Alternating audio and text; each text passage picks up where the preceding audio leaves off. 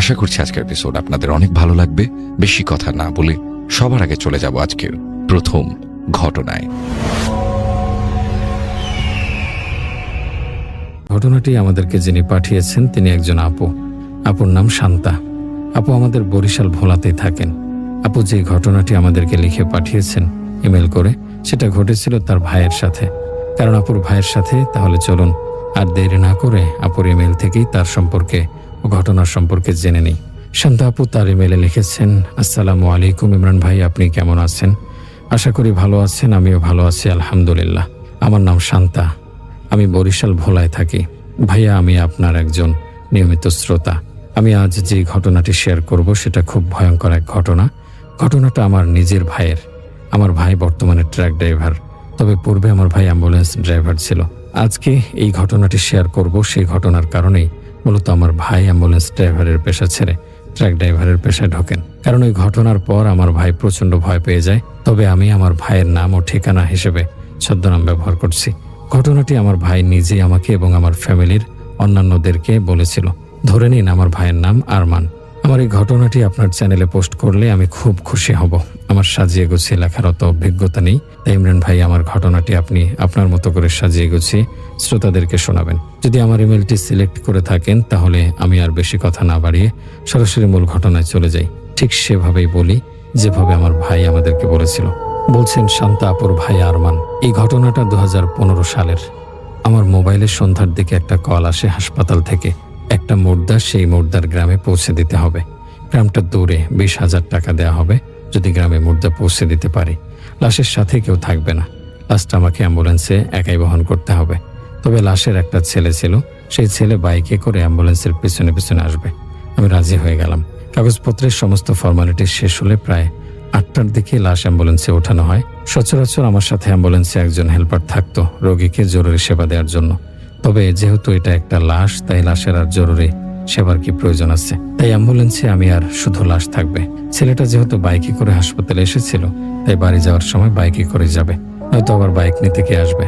নয়তো সে আমার সাথেই ড্রাইভিং সিটের পাশে সিটে বসে যেতে পারত। যাই হোক, সেটা আর হলো না। সেই লাশের গ্রামটা ছিল পাহাড়ি এলাকা। তবে কখনো কোনো লাশ নিয়ে যাওয়ার জন্য আমাকে এত টাকার অফার দেওয়া হয়নি। আর লাশ নিয়ে গন্তব্যে পৌঁছে দেয়া আমার জন্য কোনো নতুন কাজ ছিল না। এটা আমার নিত্য জীবনের কাজের অংশ। তাই ওই লাশ নিয়ে যাওয়া আমার জন্য কোনো নতুন কিছু ছিল না। লাশ নিয়ে আমি রওনা দিয়ে দিলাম। পিছনে পিছনে সেই লাশের ছেলে আসছিল। প্রায় 2 ঘন্টা পথ চলার পর আমি হাইওয়ের ওপর উঠে যাই। সবকিছু স্বাভাবিক চলছিল। সময়টা প্রচন্ড গরমও ছিল না, আবার শীতের সময়ও নয়। আবহাওয়া একদম স্বাভাবিক ছিল। যখন 2 ঘন্টা পার হয়ে গেল তখন আমি অনুভব করলাম হঠাৎ আমার অ্যাম্বুলেন্সের ভেতরে তাপমাত্রা বেড়ে যাচ্ছে। 2 পাশের জানালা খোলা ছিল। আর এই অ্যাম্বুলেন্সটা ছিল নতুন, 4-5 মাস হয়েছে মাত্র। তবে অ্যাম্বুলেন্সটা অনেকবারই পাহাড়ি রাস্তায় চলেছে, কিন্তু কখনো কোনো সমস্যা হয়নি। তাছাড়া 2 মাস আগে অ্যাম্বুলেন্সের সার্ভিসিং করানো হয়েছিল। আমার প্রায় মনে হচ্ছিল তাপমাত্রা ধীরে ধীরে বেড়েই যাচ্ছে। মনে হচ্ছিল যেন ইঞ্জিন গরম হতে হতে আগুন হয়ে গেছে। কিন্তু একটা নতুন অ্যাম্বুলেন্সে এমন হওয়ার তো কোনো কথা না। তার উপর আবার 2 মাস আগেই সার্ভিসিং করানো। কিন্তু মনে হচ্ছিল ইঞ্জিন গরম হয়ে গেছে। আমি মিটারের দিকে তাকালাম, কিন্তু সবকিছু স্বাভাবিক ছিল। ভেবে পাচ্ছিলাম না সমস্যাটা কোন জায়গায়। ভাবলাম যে কোনো না কোনো টেকনিক্যাল ইস্যু তো অবশ্যই হয়েছে, হয়তো অ্যাম্বুলেন্সে এত গরম হয়ে ওঠার তো প্রশ্ন ওঠে না। আমি কোনো লিস্ট না নিয়ে অ্যাম্বুলেন্সটা একটা হোটেলের সামনে দাঁড় করালাম। আমি সেখানে অ্যাম্বুলেন্স দাঁড় করানোর পর হোটেলের দিকে হাঁটা ধরলাম। আশপাশে আর কোনো দোকানপাট খোলা ছিল না, সব বন্ধ। শুধু একটা মাত্র হোটেল খোলা ছিল। তবে তারাও সবকিছু গোছগাছ করছিল হোটেল বন্ধ করার জন্য। সেখানে 2টা ছেলে ছিল শুধু, আর কেউই ছিল না। আমি হাঁটার স্পিড বাড়িয়ে তাড়াতাড়ি সেখানে গিয়ে বসলাম, নয়তো এই হোটেলটাও বন্ধ হয়ে যেত। একটা ছেলেকে ডাক দিয়ে বললাম আমার জন্য 1 কাপ চা বানিয়ে দিতে। সে আমাকে 1 কাপ চা বানিয়ে দিল। চা খেতে খেতে আমি ভাবলাম, যদি ইঞ্জিনের কোনো সমস্যা হয়ে থাকে তাহলে আমার চা খাওয়া শেষ হতে হতে ইঞ্জিন ঠান্ডা হয়ে যাবে, আর আমার জন্য ড্রাইভিং করা নিরাপদ হবে। আমি আমার চাটা শেষ করলাম। হোটেলটা তারপর বন্ধ করে দেওয়া হলো। আমি হোটেলের পেছন দিকে একটু গিয়ে হালকা হয়ে নিলাম। তারপর অ্যাম্বুলেন্সে ফিরে এলাম। এবার অ্যাম্বুলেন্সে ওঠার পর দেখলাম অ্যাম্বুলেন্স ঠান্ডা। তখন ভাবলাম যে তাহলে সমস্যাটা ইঞ্জিনের মধ্যেই হয়েছে। এজন্যই অ্যাম্বুলেন্স গরম হয়ে গিয়েছিল ইঞ্জিনের তাপে। আমি এবার ছোট্ট ক্যাবিনেট দিয়ে লাশের ওইখানটায় তাকালাম, এটা দেখার জন্য যে লাশটা ঠিকঠাক আছে কিনা। কিন্তু সেখানে চোখ যেতেই দেখলাম অ্যাম্বুলেন্সের পেছনে ধোঁয়া দিয়ে ভরে গেছে। মনে হচ্ছে যেন কুয়াশা পড়েছে, ঠিকমতো লাশটা দেখা যাচ্ছিল না। অ্যাম্বুলেন্স ড্রাইভিং এর পেশা শুধু একটা পেশা নয়, বরং বিশাল এক দায়িত্ব। লাশ হোক কিংবা রোগী, তার সুষ্ঠুভাবে গন্তব্যে পৌঁছে দেওয়ার আগ পর্যন্ত কাঁধে এক বিশাল দায়িত্বের ভার থাকে। আর শুধু পৌঁছে দেয়াই নয়, বরং সঠিকভাবে পৌঁছে দিতে হয়। ক্যাবিনেট দিয়ে লাশটা ঠিকমতো দেখা যাচ্ছিল না বলে আমি গাড়ি থেকে নামলাম আর পেছন দিকে চলে গেলাম। অ্যাম্বুলেন্সের দরজা খুললাম, সাথে সাথে ধোঁয়াগুলো কিছু সময়ের মধ্যে বের হয়ে গেল। কিন্তু ধোঁয়া চলে যাওয়ার পর আমি যে দৃশ্য দেখি তা দেখে রীতিমতো আমার পিলি চমকে ওঠে। সেই লাশটা ছিল একটা মহিলার। আমি যখন লাশ অ্যাম্বুলেন্সে রেখেছিলাম তখন লাশটা অ্যাম্বুলেন্সের মাঝে একটা স্ট্রেচারের ওপর সাদা চাদর দিয়ে ঢাকা ছিল, শোয়া অবস্থায় ছিল। আর এখন আমি দেখলাম আমার চোখের সামনে সেই লাশটা বসে আছে স্ট্রেচারের ওপরে, আর তার মাথা থেকে পা পর্যন্ত সম্পূর্ণ সাদা কাপড়ে ঢাকা ছিল বসা অবস্থাতেই। এই দৃশ্য দেখে আমি কাঁপতে লাগলাম, কারণ আমার অ্যাম্বুলেন্সের পেশায় তখন 2 বছর হয়েছিল। আগে পরে কিছু হালকা পাতলা ডাক বা আওয়াজ শুনতে পেলেও এরকম অবস্থা কোনো দিনও দেখিনি। আমার চোখের সামনে ওই মহিলাটা কাফনের কাপড় নিজের ওপর থেকে সরানোর চেষ্টা করলো। আমার মনে হচ্ছিল যেন সে আমাকেই দেখছে কাপড়ের আড়াল থেকে। সে বলতে শুরু করলো, আমাকে কোথায় নিয়ে যাচ্ছ? আমার গায়ে এই কাফনের কাপড় কেন? আমি তো জীবিত একজন মানুষ, আমাকে এখান থেকে যেতে দাও। এবার আমি একটু দ্বিধাদ্বন্দ্বে পড়ে গেলাম, কারণ পরিবেশ দেখে মনে হচ্ছিল এটা খারাপ কিছু, আর কথা ও কার্যকলাপ দেখে মনে হচ্ছিল জীবিত মানুষ। এখন কোনটা বিশ্বাস করবো বুঝতে পারছিলাম না। এমন সময় মহিলা তার মুখ থেকে চাদর টুকরো সরালো। আমি তার চেহারাটা দেখলাম। চেহারা দেখে মনে হলো জীবিত একজন সুস্থ স্বাভাবিক মানুষ। আমি যেমন একটা সুস্থ জীবিত মানুষ, সেও ঠিক এরকমই ছিল। তার চোখে মুখে দ্বিধাদ্বন্দ্বের ভাব ছিল। সেও পেরেশানিতে পড়ে গেল। সে বলল, হাসপাতালে তো আমার চিকিৎসা চলছিল, আমার চিকিৎসা কি শেষ হয়ে গেছে? এগুলো কি হচ্ছে আমার সাথে? এবার আমি একটু কাঁপা কাঁপা কণ্ঠে বললাম, আসলে আপা, আমাকে তো বলা হয়েছিল আপনার লাশ, অর্থাৎ আপনাকে আপনার গ্রামের বাড়িতে পৌঁছে দেওয়ার জন্য। সেখানে আপনার আত্মীয় স্বজন ও বাড়ির লোকেরা আপনার কাফন দাফন করার জন্য অপেক্ষা করছিল। এই কথা শুনে সে চুপ হয়ে গেল। মনে হচ্ছিল যেন সে কিছুই বুঝতে পারছে না যে তার সাথে কি হচ্ছে। ঢুকিলে বলল, আপনার কাছে পানি আছে? আমি একটু পানি খাবো। আমি ভাবলাম হয়তো কোনো ভুল হয়েছে। মহিলাটা আসলে জীবিত আর সবাই ভেবেছে যে সে মারা গেছে। যাই হোক, আমি তাড়াতাড়ি ড্রাইভিং সিটের দিকে ছুটে গেলাম পানির বোতল আনতে। এ নিয়ে অ্যাম্বুলেন্সের পেছনে দেখলাম সে এখনো বসে আছে। আমি তাড়াতাড়ি একটু এগিয়ে তাকে বোতলটা দিলাম। সে ওইভাবেই বসেছিল। এক নিঃশ্বাসে অর্ধেক বোতল পানি খেয়ে ফেললো আর বোতলটা নিচে রেখে দিল। আমি তাকে অভয় দিয়ে বললাম, চিন্তা করবেন না, আপনার ছেলে বাইকে করে অ্যাম্বুলেন্সের পেছনে পেছনে আসছে। এই কথা শুনে মহিলার কোনো প্রতিক্রিয়া ছিল না। আমি বললাম, এখনই তাকে কল দিয়ে আপনার কথা বলছি। তারপর আমি মহিলার ছেলেকে কল দিলাম। ছেলেটা আমার চাইতে দেরি করে রওনা দিয়েছিল, তাই এখন পর্যন্ত সে পৌঁছায়নি। অ্যাম্বুলেন্সের কাছাকাছি আমি কল দিলে সে কতক্ষণ পরে কল রিসিভ করলো। তারপর আমি তাকে সম্পূর্ণ বিষয়টি বিস্তারিতভাবে ভালো করে বললাম যে তার মা জীবিত আছে, এখনো মারা যায়নি। তাকে আমি পানি খাইয়েছি, সে এখানে বসে আছে, আর তাকে তাড়াতাড়ি আসতে বললাম। ছেলেটা আমার কথা শুনে খুব অবাক হয়ে গেল। বলল, আপনি যা বলছেন তা কোনো মতে সম্ভব হতে পারে না। নিঃসন্দেহে আমার মা মারা গিয়েছেন, আপনি হয়তো কিছু ভুল দেখেছেন। আমি তাকে বললাম, আমি কিছুই ভুল দেখিনি। মোবাইলে তার আর আমার সাথে মোটামুটি ছোটখাটো একটা তর্ক হয়ে গেল। অবশেষে ছেলেটি বলল, আমি তাড়াতাড়ি আসছি, আপনি সেখানেই থাকুন। তারপর আমি ছেলেটার অপেক্ষা করতে থাকলাম। মহিলাকে বলেছিলাম, আপনি বিশ্রাম করুন, আপনার ছেলেকে জানিয়ে দিয়েছি আপনার কথা, সে শীঘ্রই আপনাকে নিতে আসবে। কলে কথা হওয়ার পর মহিলার দিকে তাকিয়ে দেখলাম সে সেই চাদর আবারও পা থেকে মাথা পর্যন্ত ঢেকে স্ট্রেচারের ওপর শুয়ে আছে। অল্প কিছুক্ষণের মধ্যে সেই ছেলে চলে এলো। তারপর বলল, কোথায় আমার মা? আমি তাকে অ্যাম্বুলেন্সের দরজা খুলে দেখালাম। সে তখনও একইভাবে স্ট্রেচারের ওপর শুয়েছিল। আমি তাকে জোরে ডাক দিলাম, আপা উঠে পড়ুন, আপনার ছেলে এসেছে। আপা, আপা উঠুন। কিন্তু কোনো সারা শব্দ পাচ্ছিলাম না। আমি ছেলেটার দিকে তাকালাম। ছেলেটা আমার দিকেই চোখ বড় বড় করে তাকিয়েছিল। আমি তাকে শান্ত কণ্ঠে বললাম, তুমি একটু দাঁড়াও, আমি উপরে উঠে দেখি। তারপর আমি অ্যাম্বুলেন্সের উপরে উঠে স্ট্রেকচারের কাছে গেলাম। গিয়ে কাছ থেকে মহিলাকে ডাক দিলাম, তাও সে উঠছিল না। তার ছেলে নিচে দাঁড়িয়েছিল ঠিক অ্যাম্বুলেন্সের গা ঘেঁষে সামনে। আমি তার চেহারার ওপর থেকে একটু কাপড়টা সরালাম।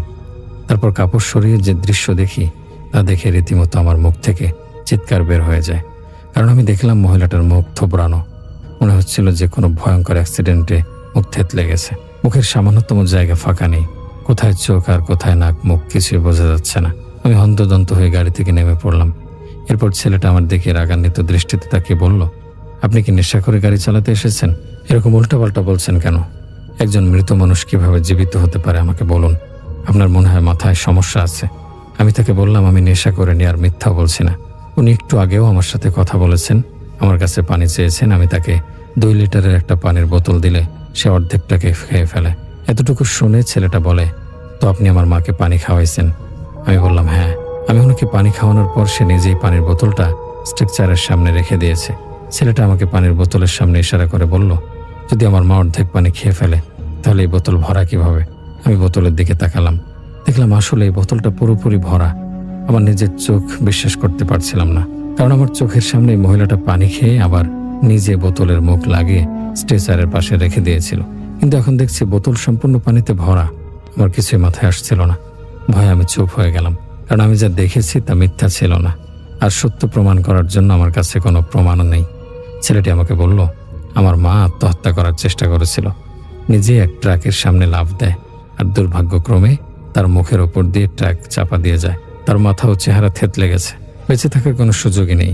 ডাক্তাররা হাসপাতালে নেওয়ার পর আইসিইউতে থাকার 10 মিনিট পরেই তাকে মৃত ঘোষণা করে, আর আমাদেরকে জানায় যে তার অ্যাক্সিডেন্টের পরে কিছুক্ষণ পালস থাকলেও তাকে আর বাঁচানো সম্ভব হয়নি। তার কাছ থেকে তার মায়ের এরকম আত্মহত্যা করার চেষ্টার ঘটনা শুনে আমার গায়ের লোম দাঁড়িয়ে গেল। আমার যেন পা অবশ্যই এখনই পড়ে যাব এমন অবস্থা। আমি ছেলেটাকে বললাম, আমাকে মাফ করো, আমি এই লাশ পৌঁছে দিতে পারবো না। ছেলেটা চিন্তিত হয়ে পড়ল, বলল, আপনাকে 20,000 নয় আরো বেশি দেব, কিন্তু আপনি লাশ পৌঁছে দিন। তার তো দাফন কাফনের প্রয়োজন আছে, আর আমি সব তো আমার মাকে হারিয়েছি। আপনার সাথে বাহাস করার মতো মন মানসিকতা আমার এখন নেই। ছেলেটার কথা শুনে আমি কিছুটা আবেগ আপ্লুত হয়ে পড়লাম, কারণ ছেলেটার মুখের দিকে তাকাতেই মনে হলো যে সে প্রচণ্ড কান্নাকাটি করেছে, আর এখন তার চোখের পানিটুকু শুকিয়ে গেছে। এক প্রকার বাধ্য হয়ে আমি যেতে রাজি হলাম, তবে নিজের জানের ওপরও কোনো রিস্ক নিতে চাচ্ছিলাম না।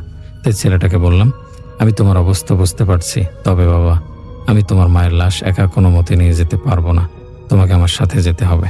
ছেলেটা রাজি হয়ে গেল। তারপর আমরা ওর মায়ের লাশ এক সাইডে রেখে খুব কষ্টে বাইক অ্যাম্বুলেন্সে ওঠানোর চেষ্টা করলাম।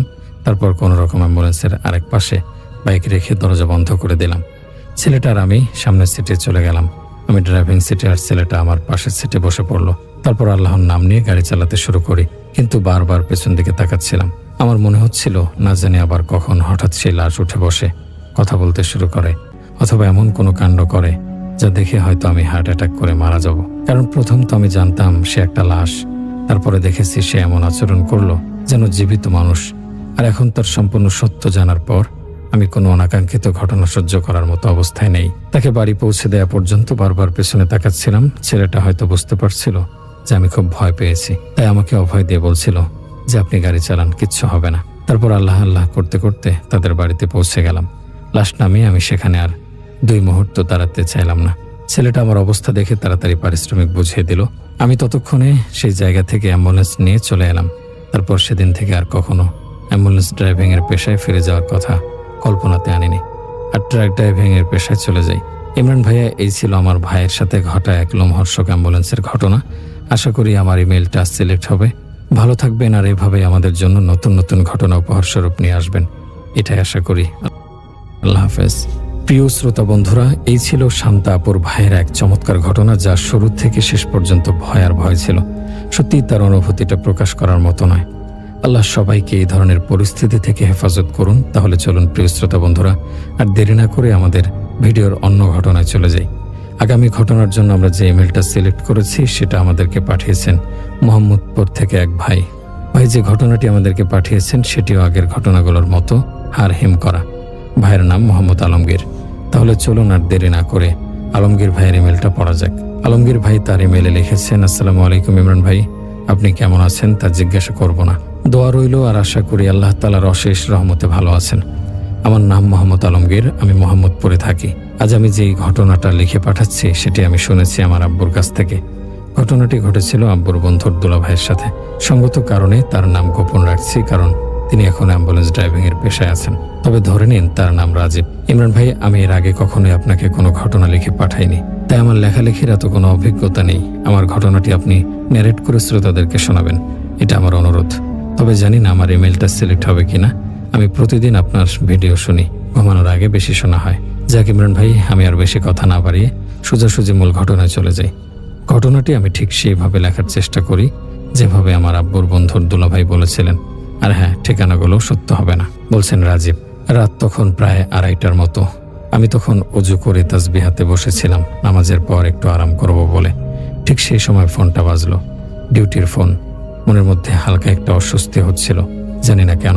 রিসিভ করতে ওপাশ থেকে একটা কাপা কণ্ঠ বলল, ভাই রোগীটা মারা যাচ্ছে, আপনারাই ভরসা। ঠিকানা দিলে বুঝলাম জায়গাটা খুব একটা দূরে না, পুরান ঢাকার একটা গলি, যেখানে গাড়ি ঢোকানোই ঝুঁকিপূর্ণ। অ্যাম্বুলেন্স স্টার্ট দিয়ে আমি আল্লাহর নাম নিয়ে বেরিয়ে পড়লাম। গাড়ির সাইরেন বাজছিল, কিন্তু সেই রাতে রাস্তাটা অস্বাভাবিকভাবে নীরব। রাস্তার পাশে একটা ল্যাম্পপোস্টের নিচে ছায়া নড়ছিল। চোখে পড়লে বুকটা ধক করে উঠত। আমি বারবার আয়াতুল কুরসি পড়ছিলাম মনে মনে। পৌঁছে দেখি এক বৃদ্ধ লোক দরজার সামনে দাঁড়িয়ে কোলে একটা শিশুর মতো করে একজন বৃদ্ধাকে ধরে রেখেছে। তার মুখ একেবারে বিবর্ণ, নিঃশ্বাস নিতে পারছেন না। আমায় দেখেই কাঁদতে কাঁদতে বলল, ভাই দয়া করেন, আমার বউটারে বাঁচান। আমি কিছু না বলে তাড়াতাড়ি স্ট্রেচার নামিয়ে ওনাকে তুলতে সাহায্য করলাম। লোকটা মাথায় হাত রেখে বলল, ও শুধু আপনাকে চাইছে। আমি খানিকটা অবাক হলাম, উনি আমাকে চিনবেন কেন? আমি তো এই এলাকার কেউ না। গাড়িতে তুলেই রোগী মহিলার মুখের দিকে তাকিয়ে কেমন যেন অদ্ভুত অনুভূতি হচ্ছিল। তার চোখ খোলা ছিল, কিন্তু চাহনি খুব গভীর, যেন কিছু বলতে চায় কিন্তু পারছে না। আমি জানি না কেন আমার কাঁধে হঠাৎ একটা ঠান্ডা হাতের ছোঁয়া অনুভব করলাম, কিন্তু তখন আমার পাশে কেউ ছিল না। অ্যাম্বুলেন্স ছাড়ার আগে আমি শুধু বললাম, আপা কোরআনের কিছু আয়াত পড়ুন মনে মনে, ইনশাল্লাহ কিছু হবে না। তখন উনি ঠোঁট নাড়াচ্ছিলেন, কি যেন জপছিলেন। আমি কেবিনে উঠে গাড়ি চালাতে লাগলাম, আর পেছনের আয়নায় মাঝে মাঝে তাকিয়ে দেখছিলাম তার চোখ, যা এক দৃষ্টিতে আমার দিকে তাকিয়েছিল। ভয় লাগছিল, হ্যাঁ ভীষণ ভয় লাগছিল, কিন্তু আমি আল্লাহর উপর ভরসা করে চালিয়ে যাচ্ছিলাম। মনে মনে শুধু একটা দোয়া করছিলাম, হে আল্লাহ, যদি মেয়েটার মৃত্যু লেখা থাকে তবে আপনি দয়া করে তাকে সহজ করুন। হাসপাতাল মাত্র 12 মিনিট দূর, কিন্তু সেই 12 মিনিট আমার জীবনের সবচেয়ে লম্বা সময় হয়ে দাঁড়ালো। হাসপাতালে পৌঁছাতে আমার বেশি সময় লাগেনি, কিন্তু ভিতরে ঢুকে বুঝলাম কিছু একটা ঠিকঠাক নেই।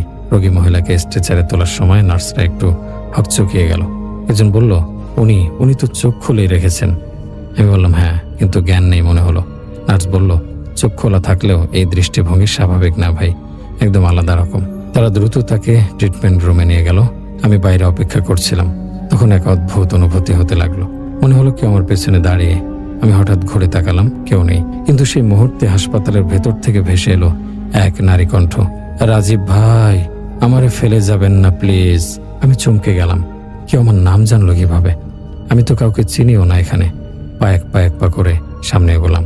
ডাক্তার আবার এলো, এবার যেন আরো কাছে। ভেতরে গিয়ে দেখি রোগী মহিলাকে আইসিইউতে নিয়ে যাওয়ার প্রস্তুতি চলছে, কিন্তু তখনও তার ঠোঁট কিছু একটা পড়ছিল। আমি কান পেতে শুনলাম, আল্লাহু আকবার, আল্লাহু আকবার। তার ঠোঁট থেমে গেল, চোখ বন্ধ হয়ে এলো ধীরে ধীরে। ডাক্তার এসে জানালো হৃদস্পন্দন খুব দুর্বল, কিছু বুঝতে পারছি না। আমি কিছু বললাম না, শুধু মাথা নিচু করে চোখ বন্ধ করলাম। কিন্তু তখনই চোখ বন্ধ করতেই যেন আমার আশপাশের জগৎটাই পাল্টে গেল। আমি দেখতে পেলাম আমি একটা অন্ধকার গলির মধ্যে দাঁড়িয়ে, কোথাও আলো নেই। দূরে এক মহিলার অবয়ব, ঠিক সেই রোগীর মতো। তিনি ধীরে ধীরে আমার দিকে এগিয়ে আসছেন। আমি বললাম, আপনি কে? তিনি উত্তর দিলেন না, শুধু সামনে এগিয়ে এলেন, মুখে হাসি কিন্তু চোখে কান্না।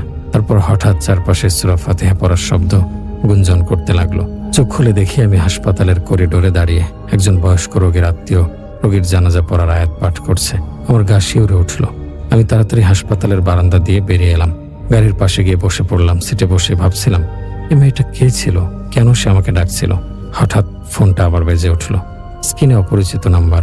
ধরতে উপাস থেকে শোনা গেল সে একই গলা, রাজীব ভাই, আপনি ছাড়া আমার আর কেউ নাই, ফিরে আসেন। আমি এবার ভীষণ ভয় পেলাম। ফোনটা রেখে আমি কয়েক সেকেন্ড থমকেছিলাম। সে একই গলা, সে একই অনুরোধ, ফিরে আসেন। কিন্তু এই ফোন তো সেই মৃত নারীর হওয়ার কথা নয়। কে ছিল এই কণ্ঠের পেছনে? ভুল তো শুনিনি। আমি ভয় পেয়ে ফোনটা সুইচ অফ করে ফেললাম, তবে ভয় থেকে নয়, অভিমান থেকে। কেন আমি তো শুধু একজন অ্যাম্বুলেন্স চালক, যাকে মানুষ সাধারণত গুরুত্ব দেয় না। তাহলে এই মেয়ে, এই ছায়া, এই ডাক সব আমার জন্য কেন? সেই রাতের পর আমি 2 দিন কাজে যাইনি, নিজের মধ্যেই গুটিয়েছিলাম। বারবার সেই চোখ, সেই কণ্ঠস্বর ফিরে ফিরে আসছিল। এমনকি নামাজে মন বসাতে পারছিলাম না। যখনই সিজদায় যাই মনে হয় কেউ আমার পাশে বসে আছে। 3য় দিন সকালে হেড অফিস থেকে ফোন এলো। একটা বিশেষ অনুরোধ এসেছে। একজন বয়স্ক ব্যক্তি শুধু আপনাকে অ্যাম্বুলেন্স ড্রাইভার হিসেবে চাইছেন। আমার বুকটা ধক করে উঠল। আমি কিছু না ভেবে রাজি হয়ে গেলাম। ঠিকানা ছিল মিরপুরের একটা পুরনো বাড়ি। পৌঁছে দেখি এক বৃদ্ধা সাদা শাড়ি পরে দরজায় দাঁড়িয়ে, মাথায় সাদা ওড়না। আমার দিকে তাকিয়ে শান্তভাবে বললেন, তুমি ঠিক সময় এসেছো রাজীব ভাই। আমি ভীষণ অবাক হলাম। আপনি আমাকে চেনেন? তিনি বললেন না কিছু, শুধু বললেন, আমার একমাত্র ছেলের নাম ছিল রাজীব, যুদ্ধের সময় হারিয়ে গিয়েছিল। তোমার চেহারাটা অবিকল ওর মতো। আমার চোখ ঝাপসা হয়ে গেল। আমি তাকে গাড়িতে তুললাম। তার শরীর খারাপ, কিছুটা বার্ধক্যজনিত, কিন্তু চোখে ছিল অন্যরকম প্রশান্তি। হাসপাতালে পৌঁছে দেওয়ার সময় তিনি আমার হাতে একটা ছোট কোরআন শরীফ ধরিয়ে বললেন, তুমি অন্যরকম রাজীব ভাই। কাউকে হারিয়ে গেলে যে শুধু কান্নায় আসে না, কখনো কখনো কারো ভেতরেই তাদের ফেরত পাওয়া যায়। তিনি চলে গেলেন। সেদিন রাতে আমি আবার সেই রোগীর ফাইলটা খুঁজে বের করলাম, যার জন্য ওই প্রথম রাতে ডাক পেয়েছিলাম। নাম ছিল আতিয়া খাতুন, ঠিকানা ছিল মিরপুর। তাইলে আমি জানি না মৃত্যুর পরে আত্মার সম্পর্ক কিভাবে কাজ করে, কিন্তু আমি এটা জানি সেই প্রথম রাতে আমি যার হাত ধরে রেখেছিলাম তিনি হয়তো কারো মা ছিলেন। আজ যার কাছে আমি রাজীব ভাই, তিনি হয়তো সেই মায়ের খোঁজেই ছিলেন। আমি মাথা নিচু করে বললাম, হে আল্লাহ, যদি আমি কোনো হারানো আত্মার সান্ত্বনা হতে পারি তাহলে আমাকেও হেদায়েত দাও, যেন আমি পথ না হারাই। আমি যতই স্বাভাবিক হওয়ার চেষ্টা করি ততই যেন কিছু আমাকে টেনে নেয়। আতিয়া খাতুনের মৃত্যুর পরের ঘটনা, সে বৃদ্ধার অদ্ভুত মেল আর ফোন কল, সব মিলিয়ে একটা অদৃশ্য কুয়াশা ঘিরে ধরেছিল আমার জীবন। এক রাতে নামাজের পর আমি জানালার পাশে বসে কোরআন পড়ছিলাম। হঠাৎ ঘরের বাতাস ভারী লাগতে শুরু করলো। জানালার পর্দা নাড়তে নাড়তেই আমি বুঝলাম ঘরে আমি একা নেই। আমি পড়া বন্ধ করতেই আমার কানের কাছে খুব হালকা শব্দ, ঠিক যেন কেউ ফিসফিস করে বলছে, আয়াতুল কুরসি পড়ো, নাহলে আমি আসতে পারবো না। আমি কাঁপা গলায় বললাম, তুমি কে? উত্তর আসেনি, শুধু জানালার বাইরে একটা পায়ের শব্দ। ধীরে ধীরে যেন কেউ হাঁটছে। আমি চোখ বন্ধ করে দ্রুত আয়াতুল কুরসি আর সূরা ফালাক পড়তে লাগলাম। কিছুক্ষণের মধ্যেই বাতাসটা হালকা হলো, যেন কেউ আসতে চেয়েও ফিরে গেল। সেই রাতে আমি একজন বয়স্ক আলেমের কাছে গেলাম, যিনি রুহানি চিকিৎসা করেন। সব খুলে বললাম। তিনি কিছুক্ষণ চুপ থেকে বললেন, তোমার সাথে একজন আত্মার সম্পর্ক তৈরি হয়েছে। সে তোমাকে কিছু জানাতে চায়, কিন্তু সে নিজেও দুটা নেয়। হয়তো সে অপূর্ণতা নিয়ে দুনিয়া ছেড়েছে। আমি জিজ্ঞেস করলাম, তাহলে আমি কি করব? তিনি বললেন, সূরা ইয়াসিন প্রতিদিন পড়ে তার নামে দোয়া করো এবং জানতে চেষ্টা করো আতিয়া খাতুনের জীবনে এমন কি ছিল যা এখনো শেষ হয়নি। ঘরে ফিরে আমি ফাইলপত্র ঘেটে আতিয়ার পরিবারের নাম খুঁজলাম। কোথাও কোনো আত্মীয় স্বজনের তথ্য নেই, শুধু একটা পুরনো ঠিকানা, মিরপুর 13, ব্লক সি, বাড়ি 11। আমি ঠিক করলাম পরের দিন ওখানে যাব। পরদিন সকালে গাড়ি নিয়ে রওনা দিলাম। ঠিকানায় গিয়ে দেখি বাড়িটা অনেক পুরনো, যেন বহু বছর ধরে ব্যবহার হয়নি। পাশের দোকানদারকে জিজ্ঞেস করতে বলল, আতিয়া খাতুন, উনি তো প্রায় 10 বছর আগে মারা গেছেন। আমি স্তব্ধ হয়ে গেলাম। বললাম, না না, উনি তো 5 দিন আগে আমার অ্যাম্বুলেন্সে ছিলেন। দোকানদার আমার দিকে তাকিয়ে হাসলো না, ভয়ও পেল না, বরং শান্ত গলায় বলল, আপনি একা না ভাই, ওনাকে অনেকেই এখনো দেখে, রাস্তায়, জানালায়। কেউ কেউ বলে উনি কাউকে খুঁজছেন। আমার শরীর ঠান্ডা হয়ে গেল। তাহলে আমি কাকে হাসপাতালে নিয়ে গিয়েছিলাম? আমি যেন সময়ের এক গোলক ধাঁধায় আটকে গিয়েছিলাম। পুরনো মিরপুরের সেই বাড়ির সামনে দাঁড়িয়েছিলাম, যেটা আতিয়া খাতুনের বলে চিহ্নিত হয়েছিল। যদিও বলা হয় তিনি 10 বছর আগেই মারা গেছেন, তবে আমি কি একজন মৃত মানুষকে অ্যাম্বুলেন্সে তুলেছিলাম? একজন মৃত মানুষ আমাকে ফোন করেছিল। আমি কি পাগল হয়ে যাচ্ছি? আমি বাড়িটার ভেতর ঢুকলাম। ধুলোয় ভরা বারান্দা, ছেঁড়া পর্দার, দরজার গায়ে ঝুলন্ত তালা, সবকিছুতেই বছরের পর বছরের পরিত্যক্ততার ছাপ। কিন্তু জানেন সবচেয়ে অদ্ভুত জিনিসটা কি ছিল? ঘরের দেয়ালের এক কোণে একটা পুরনো ফ্রেমে এক যুবকের ছবি ছিল, চেহারাটা একদম আমার মতো। আমি থমকে গেলাম। নিচে লেখা ছিল, রাজীব হোসেন, 1971, 1975। আমার ছেলে। আমার বুক ধক করে উঠল। আমি বুঝে গিয়েছিলাম আতিয়া খাতুনের একমাত্র ছেলে ছিল রাজীব। হয়তো 1971-এর যুদ্ধেই হারিয়ে যায়, আর তার মৃত্যুর পরও তার মা সেই শূন্যতাকে ধারণ করে বেঁচেছিলেন। এমনকি মৃত্যুর পরও হয়তো তিনি আমাকে তার হারানো ছেলের প্রতিচ্ছবি হিসেবে দেখেছিলেন, তাই আমাকে চেয়েছিলেন। হঠাৎ আমার পেছনে এক গলা শুনলাম, তুমি ফিরেছ রাজীব? আমি ঘুরে দেখি কেউ নেই। তবু আমি উত্তর দিলাম, আমি রাজীব না, কিন্তু আমি বুঝতে পেরেছি আপনি কি হারিয়েছেন। একটা শীতল হাওয়া ঘরের মধ্যে ঘুরে গেল। তারপর দেয়ালের ঘড়িটা হঠাৎ চলা শুরু করলো।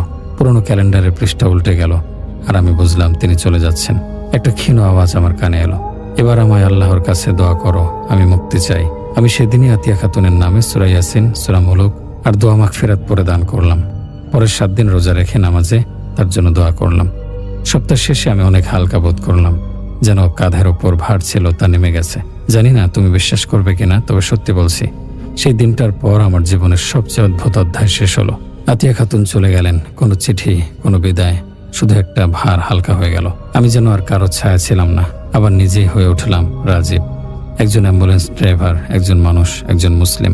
সেদিনের পর থেকে আর কেউ আমায় অদ্ভুত কণ্ঠে ডাকেনি। রাতে গা ছমছমে বাতাস বয়নি, জানালার পাশে ছায়াও দাঁড়ায়নি। আমি আবার কাজে ফিরেছি। প্রতিদিন সকালে ঘুম থেকে উঠে ফজরের নামাজ পড়ি, স্ত্রীর হাতের চা খেয়ে নতুন দিনের রুটিনে নেমে যাই।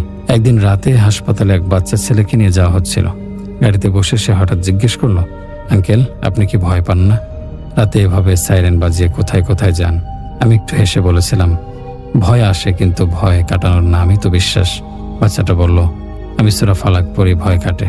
আমি মৃদু হেসে মাথায় হাত রাখলাম। ঠিক এইটুকুই তো চেয়েছিলাম সবসময়, ভয়ের মাঝে আল্লাহকে খুঁজে পাওয়া। তারপর একদিন রাতে বাসায় ফিরে জানালার কাছে দাঁড়িয়ে আকাশের দিকে তাকালাম। তারারা কেমন জ্বলজ্বল করছিল। মনে হলো কেউ সেখান থেকে আমাকে দেখছে। আমি চোখ বন্ধ করে শুধু একটা কথাই বললাম, হে আল্লাহ, তুমি জানো কার অভাব কাকে দিয়ে পূরণ হয়।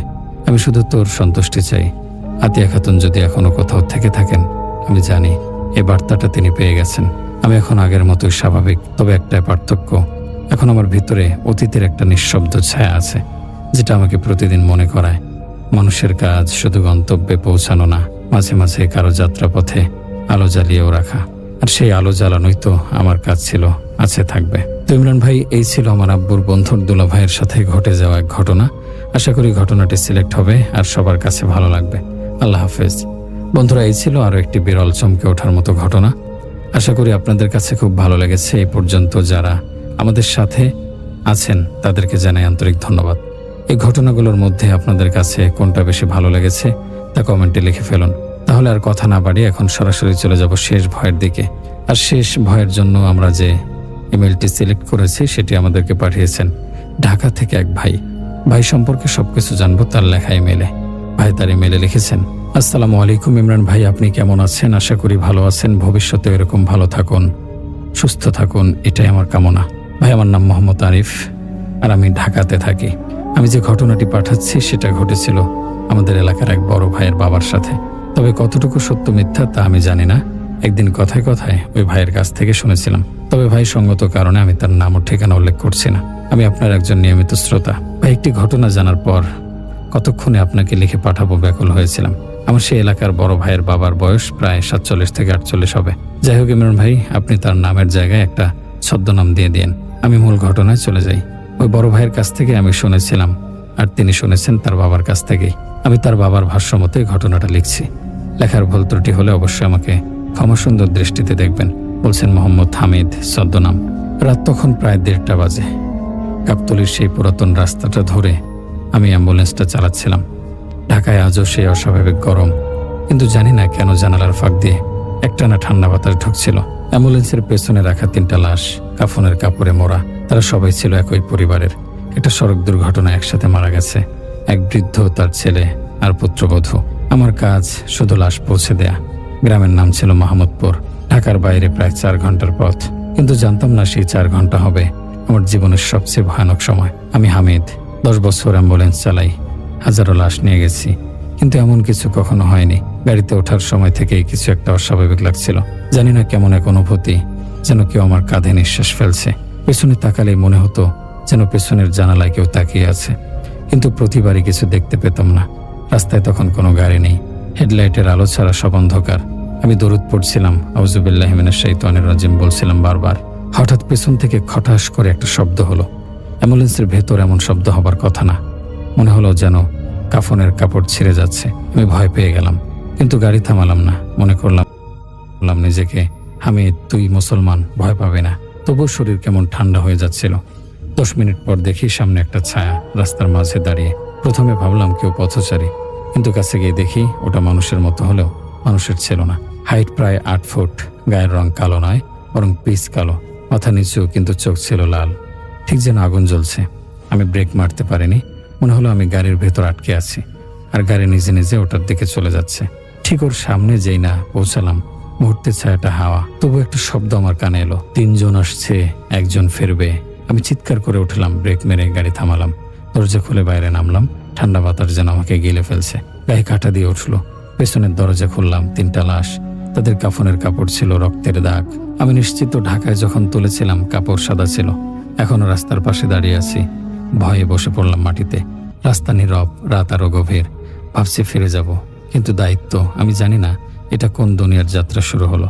রাস্তার পাশে সে অবস্থায় বসেছিলাম প্রায় 5 মিনিট। হঠাৎ যেন চারপাশ নিস্তব্ধ হয়ে গেল। এত নিস্তব্ধতা আগে কোনোদিন টের পাইনি। মনে হলো আমার নিঃশ্বাসের শব্দ পর্যন্ত অতিরিক্ত জোরে শোনা যাচ্ছে। গাড়িতে ফিরলাম, সাহস করে পেছনের দরজা আবার বন্ধ করলাম। দরজা বন্ধ করতে একটা চাপা গুঞ্জন কানে এলো, যেন কেউ দোয়া পড়ছে নিচু গলায়। কিন্তু আশপাশে তো কেউ নেই। গলা ছিল স্পষ্ট, কিন্তু ভাষা আমি বুঝতে পারছিলাম না। আরবির মতো, কিন্তু বিকৃত। ড্রাইভিং সিটে বসে গিয়ার চেপে আবার রওনা দিলাম।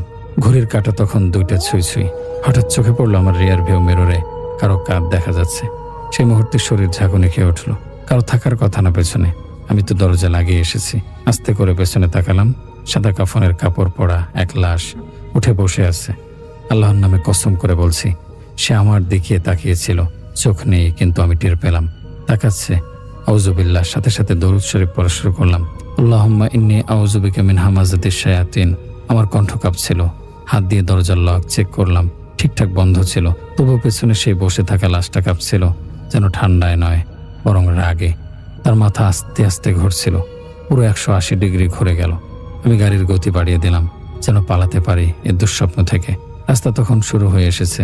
দুই পাশে বাঁশঝাড়, বাতি নেই, শুধু গাড়ির আলো আর অদ্ভুত এক গন্ধে ভেসে আসছে। ঘামে ভেজা কাপড়ের মতো কাঁচা মাংসের গন্ধ। হঠাৎ টিং টিং টিং অ্যাম্বুলেন্সের পেছনের দরজার বেল বাজতে লাগলো। কে বাজাবে ওটা? আমি তো একা। আমি জানি সেই দরজা বাইরে থেকে খোলা যায় না। তাহলে ভেতর থেকে বাজছে? গাড়ি থামানোর সাহস পাচ্ছিলাম না। তবু একসময় গা শিউরে উঠল। রিয়ার মিররে দেখি 3জনই এখন দাঁড়িয়ে। তারা সামনের দিকে তাকিয়ে আছে আর একসাথে বলছে, যারা ঘুমায় না তারা আজ জেগে আছে। হঠাৎ একটা লম্বা কণ্ঠস্বর আকাশ ফাটিয়ে উঠল, হামিদ, তুই কি ভাবিস তোকে আমরা যেতে দেব? গাড়ির ইঞ্জিন অফ হয়ে গেল। হঠাৎ আমি ব্রেকে চাপ দিচ্ছি, কিন্তু কাজ করছে না। অ্যাম্বুলেন্স জঙ্গলের ভেতর ঢুকে গেল নিজে নিজে। চারপাশ অন্ধকার। আমি আর কিছু ভাবতে পারছিলাম না, শুধু দোয়া পড়ছিলাম, কাঁপছিলাম। আর শুনতে পাচ্ছিলাম পেছন থেকে জুতোর ঘষাঘষির শব্দ, যেন কেউ হাঁটছে আমার দিকেই। জঙ্গলের ভিতর গাড়ি নিজে নিজে থেমে গেল। ইঞ্জিন বন্ধ, হেডলাইটও নিভে গেল। হঠাৎ চারপাশে অন্ধকার, এমন ঘন যে নিজের হাতটাও ঠিক মতো দেখা যায় না। আমি গাড়ির ভেতরে একা, অথচ পেছন থেকে এখনো সেই জুতোর টুকটুক শব্দ আসছে। একটা সময় সে শব্দ আমার পাশেই থেমে গেল। আমি কেঁপে কেঁপে বসেছিলাম, সাহস করে পেছনে তাকালাম না। শুধু ফিস ফিস করে বলতে লাগলাম, আল্লাহ তুমি আছো তো? আমি তো কাউকে কষ্ট দেইনি, শুধু দায়িত্ব পালনের চেষ্টা করছি। ঠিক তখনই আমার কানে ভেসে এলো এক নারী কণ্ঠ, তোমার গাড়িটা আমাদের দরজা ছুঁয়ে গেছে হামিদ, এখন তুমি ফিরে যেতে পারো না। আমি ভয়ে চেয়ার থেকে পড়ে গেলাম। এতটা পরিষ্কার কণ্ঠ, অথচ কেউ নেই আশপাশে। বাইরে তাকালাম, হেডলাইটের আলো নিভে যাওয়ার পরেও এখন দেখি সামনে জঙ্গল নয়, একটা পুরো কাঁচা রাস্তা। রাস্তার দুপাশে সারি সারি কবর। কিছু কবর ভাঙা, কিছু উঁচু হয়ে আছে, আর কিছু কবরের পাশে ছোট ছোট কাঠের টংঘর, যেন কবরগুলোতে কেউ থাকে। আমি চোখ বন্ধ করে বসেছিলাম। হঠাৎ পেছনের দরজা খুলে গেল। গাড়ির দরজা খোলার স্পষ্ট শব্দ। আমি তড়িঘড়ি করে পেছনে তাকালাম। 3টা লাশ। তারা আর কাফনের কাপড়ে মোড়া নেই। তারা এখন দাঁড়িয়ে, তাদের গায়ে পোড়া পোড়া দাগ। মুখে নেই কোনো চোখ মুখ, কেবল গর্ত আর ছাই মাখা চামড়া।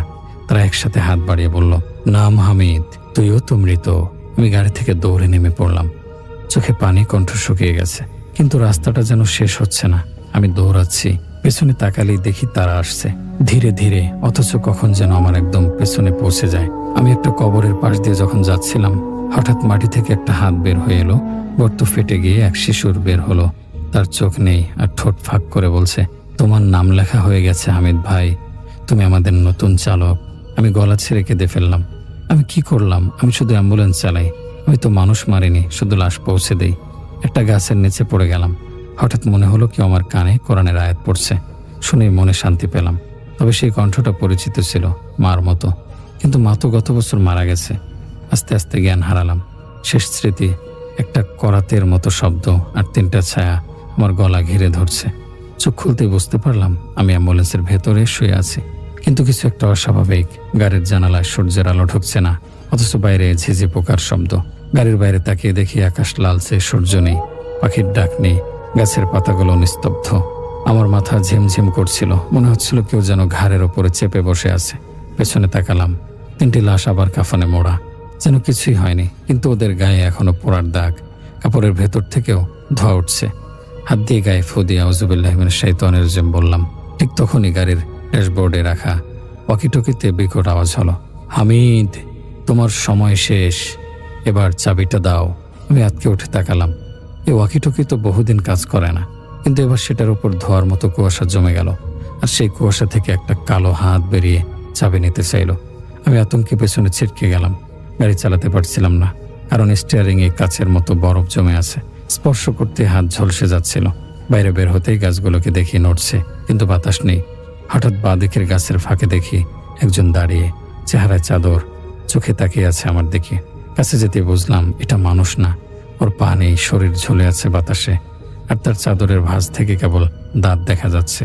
সে নিচু গলায় বলল, তুই যে পথ দিয়েছিলি সে পথে এখন আর কেউ ফেরে না হামিদ ভাই, ওরা তোর চুক্তি নিয়ে এসেছে।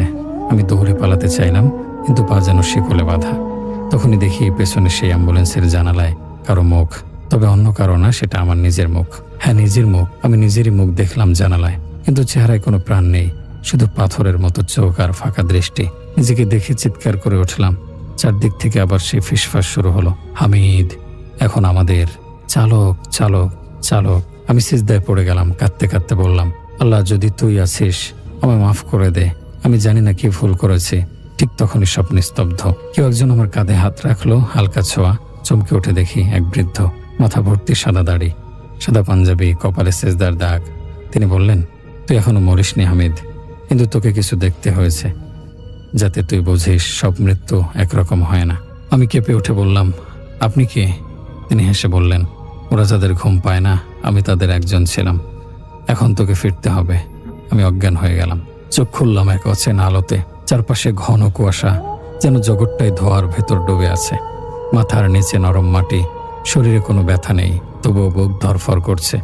কানে কানে একটা গলা বলছে, তুই ফিরতে চাস হামিদ? আমি গলার উৎস দেখতে চাইলাম, কিন্তু কোনো মানুষ নেই, শুধু ধোঁয়ার ভেতর একটা ছায়া ঘুরছে, যেন আগুনের ধোঁয়ার মতো ফিসফিস করছে চারপাশ। তুই অ্যাম্বুলেন্স চালাস, তাই তো? এবার তোর গাড়ি চলবে দুই দিকেই, জীবনের দিকেও মৃত্যুর দিকেও। আমি চিৎকার করে উঠলাম, না, আমি তো শুধু কাজ করি, আমি তো কাউকে মারিনি, শুধু লাশ বহন করি। হঠাৎ ছায়াটা আরো কাছে এসে আমার সামনে দাঁড়ালো। এবার তার মুখ দেখা গেল, না মানুষ না, চামড়াহীন মুখ, গলে যাওয়া চোখ, আর ঠোঁট ছাড়াই হাসছে। কিন্তু তোর গাড়িতে যারা ওঠে তারা সবাই বেঁচে ফেরে না হামিদ। একবারও কি সন্দেহ করিসনি তাদের কিছু শরীর পচে কেন যায়, কিছু চোখ খোলা থাকে কেন? আমি আতঙ্কে জিজ্ঞেস করলাম, তুই কে? সে হেসে উঠল, এক বিকট ঠান্ডা হাসি। আমি মৃত্যুর সেই দিক যাকে সবাই দেখেও ভুলে থাকে, আজ তোকে দেখা দিলাম, কারণ তোকে চুক্তি দিচ্ছি। আমি পেছনে সরে এলাম, বললাম, আমি কিছু চাই না, আমি শুধু ফিরে যেতে চাই। আমার মা, আমার নামাজ, আমার সাদা জামাটা আবার ফিরে যেতে চাই। সে তখন বলল, তবে শোন, ফিরতে পারবি, কিন্তু শর্ত আছে। তুই এই অ্যাম্বুলেন্সে বছরে মাত্র একবার 3টা মৃতদেহ নিতে পারবি, যাদের আত্মা ফেরে না। তুই শুধু চালাবি, প্রশ্ন করবি না। তুই নামাজ পড়বি, রোজা রাখবি, কিন্তু এই গোপন কাজ তোকে করতেই হবে। না করলে তোর জায়গায় কেউ আসবে না, আর তুই চিরকাল পথ হারিয়ে থাকবি। আমি চুপ করে গেলাম। ভয় আর অসহায়ত্ব আমাকে গিলে ফেলেছে। তখনই মনে পড়ল মায়ের কথা। তিনি বলতেন, যে ভয় পায় আল্লাহকে, তারে ভয় পায় সব দুনিয়া। আমি 2 হাত তুলে বললাম, আমি চুক্তি করব না, আমি যদি মরেও যাই আল্লাহর কাছে যাব। তুই কি আমার কদম চাও? আশপাশের সব কুয়াশা কেঁপে উঠল। ছায়াটা এবার আগুনে পরিণত হলো। তার দেহ ফেটে যাচ্ছে, আগুন ছিটকে পড়ছে মাটিতে। সে গর্জে উঠল, তাহলে আয়, ফেরার দরজা এবার চিরতরে বন্ধ হবে তোর জন্য। হঠাৎ মাটি ফেটে গেল আমার পায়ের নিচে। আমি নিচে পড়ে যাচ্ছি অন্ধকারে। তখনই কানে ভেসে এলো আজানের ধ্বনি, আল্লাহু আকবার, আল্লাহু আকবার। আমি চোখ খুলে দেখি আমি মসজিদের পাশে শুয়ে আছি। এক বৃদ্ধ দাঁড়িয়ে আছেন সামনে। তিনি বললেন, তুই ফিরে এসেছিস হামিদ, কিন্তু সাবধান, সব লাশ একরকম হয় না। আমি তাকিয়ে দেখি আমার হাতের পাশে সে অ্যাম্বুলেন্সের চাবি পড়ে আছে। ফজরের আজান শেষ হয়ে গেছে। আমি এখনো বসে আছি মসজিদের পাশে, হাতের মুঠোয় সে অ্যাম্বুলেন্সের চাবি। চারপাশে সকালের আলো, পাখির ডাক, সব স্বাভাবিক, কিন্তু আমার ভেতরের কোলাহল থামছে না। আমি মাটির দিকে তাকিয়েছিলাম, যেন চোখ মেললেই আবার সেই ছায়াগুলো দেখতে পাবো। হঠাৎ এক ভদ্রলোক আমার কাছে এসে বললেন, ভাই আপনি কি অ্যাম্বুলেন্স চালান? মাহমুদপুরে একটা লাশ নিয়ে যেতে হবে, কাল রাতেই ফোন দিয়েছিলাম একবার। আমি পেছনে তাকিয়ে দেখলাম মসজিদের পেছনে সে অ্যাম্বুলেন্স দাঁড়িয়ে, অথচ আমি তো সেটা জঙ্গলের ভেতরে ফেলেছিলাম। কিভাবে এটা এখানে এলো? লোকটা আবার বলল, বডি তো গত রাতে হসপিটাল থেকে ছাড়ানো হয়েছে, কিন্তু কেউ নিতে পারছিল না। আপনি না বলেছিলেন চালাবেন? আমি চুপ, মাথায় যেন এক ঝটকা খেয়ে গেল। কি বলবো বুঝে উঠতে পারছিলাম না। মনে হলো আমি আবার সেই দুঃস্বপ্নের দিকে হাঁটছি। তবু আমি চাবিটা হাতে নিলাম, আল্লাহর নামে শুরু করছি, বললাম নিজেকে। অ্যাম্বুলেন্সে উঠলাম, পেছনে একটাই লাশ, পরিবারের একজন বৃদ্ধ। সব শান্ত, সাদা কাফনের কাপড়, কোনো গন্ধ নেই, কোনো দাগ নেই। আমি গাড়ি চালাতে চালাতে দরুদ পড়ছিলাম, সড়কে কোনো ছায়া নেই, হেডলাইট জ্বলছে স্বাভাবিক। মনে হলো আমি বেঁচে আছি, আবার মানুষের জগতে ফিরেছি। কিন্তু রাস্তার এক ফাঁকে দেখি একটা মেয়ে দাঁড়িয়ে, তার মুখ দেখা যাচ্ছে না, সে শুধু তাকিয়ে আছে আমার দিকে। আমি চোখ সরিয়ে নিলাম, কণ্ঠে কাঁপুনি উঠল। পেছনের আয়নায় তাকালাম, মেয়েটা নেই। কিছুক্ষণ পর হঠাৎ একটা কণ্ঠ ভেসে এলো পেছনের দিক থেকে, হামিদ ভাই, আমি তো এখনো পৌঁছাইনি। আমি চমকে তাকালাম, পেছনে তো একজন লাশ। আর কে কথা বলল? চেয়ার ধরে মাথা নিচু করে শুধু বললাম, আল্লাহ, আমি তোমার কাছে ফিরতে চাই, মানুষের কাছে না। তবে এবার গলা এলো আরো পরিষ্কার, এই তো শুরু হামিদ ভাই, এই তো শুরু। গাড়ির মিটার তখন ঠিক 666 দেখাচ্ছিল। আমি জানতাম আমি ফিরে এসেছি, তবে পুরোপুরি না। কারণ কিছু ভয় একবার দেখলে তারা চিরকাল থেকে যায়। যখন গ্রামের গেটে পৌঁছালাম, তখন সূর্য প্রায় মাথার উপরে, গরমে চারপাশ ঝিম ধরে আছে, অথচ আমার শরীরের ভেতরটা ঠান্ডা। গাড়ি থামালাম, পেছনের দরজা খুলে মৃতদেহ হস্তান্তর করলাম। লোকেরা কবরস্থানের দিকে নিয়ে গেল। আমি একপাশে দাঁড়িয়ে শুধু তাকিয়ে রইলাম। মনে হচ্ছিল সব শেষ। আমি দায়িত্ব পালন করেছি, হয়তো এবার সব শেষ। তবে যখন গাড়িতে ফিরে আসলাম, তখন কিছু একটা টের পেলাম। ড্যাশবোর্ডে একটা চিরকুট। আমি নিশ্চিত আমি কাউকে গাড়িতে বসতে দেইনি, কেউ আসেওনি। চিরকুটে লেখা ছিল, 3টা পৌঁছাতে হবে, এখনো 2টো বাকি। আমার শরীর জমে গেল, মাথা ঘুরছিল। আমি তো মাত্র একটাই লাশ এনেছি, তাহলে বাকিগুলোকে? তখনই রিয়ার ভিউ মিররে চোখ গেল, পেছনের সিটে কেউ বসে নেই। তবু আমি জানি তারা আছে। গাড়ি চালিয়ে গ্রামের বাইরে এলাম। রাস্তায় মানুষজন, দোকান, বাচ্চাদের খেলা, সব স্বাভাবিক। কিন্তু আমার জন্য কিছুই আর স্বাভাবিক নয়। জীবনে প্রথমবার মনে হলো আমি হয়তো এখনো সেই জঙ্গলের মধ্যে আছি। এই মানুষগুলো শুধু একটা মুখোশ। আমি মসজিদের সামনে গাড়ি থামালাম, নামলাম, হাঁটতে হাঁটতে অজু করলাম। তবে আয়নায় মুখ দেখে স্তব্ধ হয়ে গেলাম। আমার চোখের নিচে ঘন কালো ছায়া, ঠোঁট শুকিয়ে গেছে, আর চেহারায় এমন এক শূন্যতা যা আগে কখনো ছিল না।